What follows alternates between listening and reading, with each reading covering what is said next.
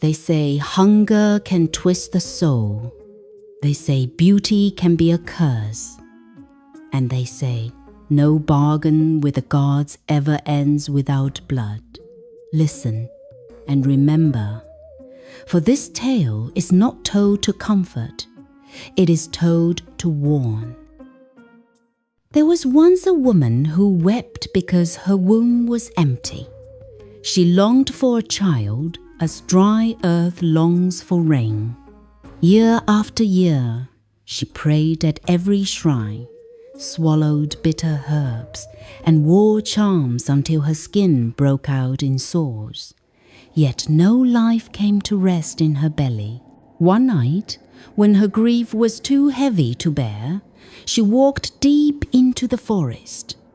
The air there was thick, the trees leaned low, and the silence was the kind that listens. Her tears splashed upon the earth, and she raised her voice to the unseen. Spirits, gods, whoever hears me, give me a child, and I will give you whatever you ask in return. Whatever price you demand, I will pay. And something answered. The ground trembled, the air thickened, and from the stones of a forgotten shrine came a voice deep, slow. Neither man nor woman, neither beast nor bird. You dare call upon me, it said. A whisper that felt like thunder. You who are barren as cracked clay, you beg for what the earth has denied you. Then hear my terms. The woman trembled, but did not run. Speak, O power, she whispered. For 9 nights, said the voice, you shall bring me your blood, the blood that marks your womanhood, the blood that carries the power of life. Pour it upon my altar.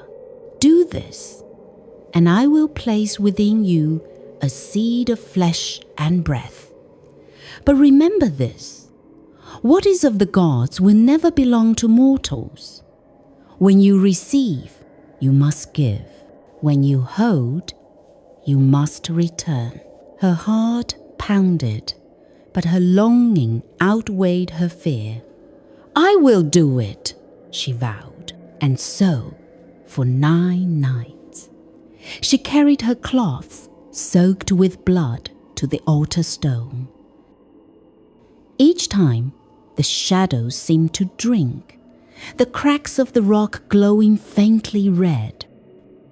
On the 10th night, the voice rose again. It is done. Go and watch your belly swell. And so it was. Months later, the barren woman bore a daughter. The villagers gathered, gasping at the miracle. But when they saw the child, unease spread through their ranks. The girl's skin was pale with a reddish glow, as though fire lived beneath it. Her eyes were pale red, soft as dying embers, yet sharp enough to pierce through hearts. She was beautiful. Too beautiful. The kind of beauty that unsettles rather than comforts. Some whispered she was divine. Others crossed their arms and spat. Muttering of curses, the woman loved her daughter fiercely. But one night, the deity's voice returned in a dream. Bring her to me. She must dance before my shrine 3 nights each month, or her breath will be taken. And so it began. Each month, beneath the new moon, the mother carried her child to the forest. There, in the clearing of the shrine, the girl would dance. Her hair caught the moonlight, her glowing skin shimmered, her ember eyes burned in the dark.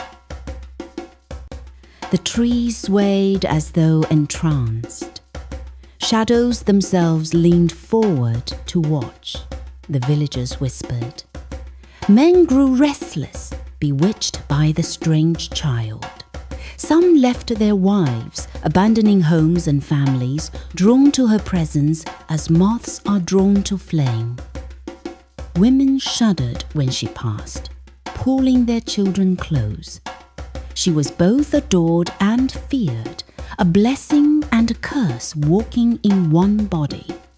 So the years turned until 13 seasons of harvest had passed, and then the turning came. It began on the night her own womanhood awakened.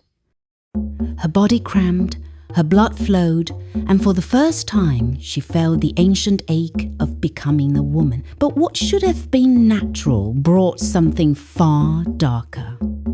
Her skin burned with fever, her eyes blazed wild, and her lips cracked with thirst.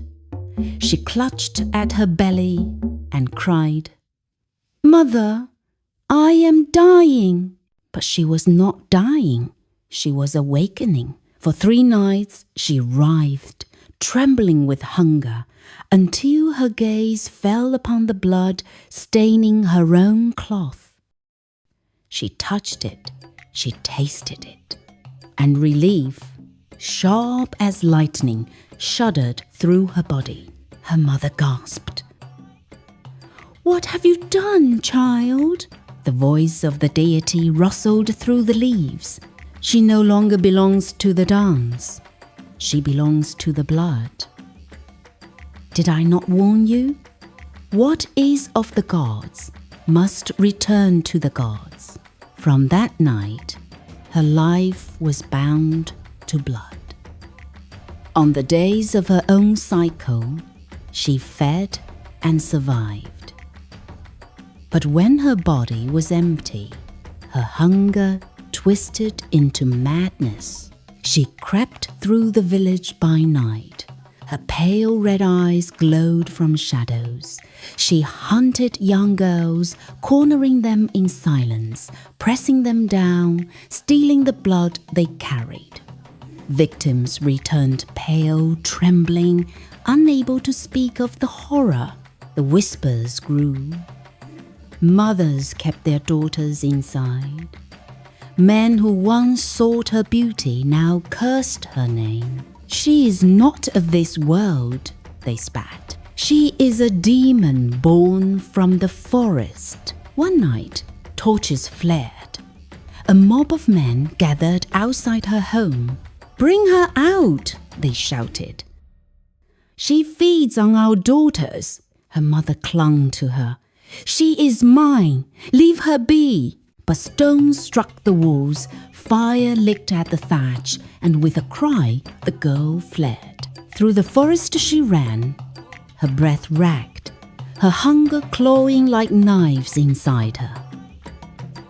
At last, she stumbled upon the altar stone, the place where her mother had bargained 13 years ago.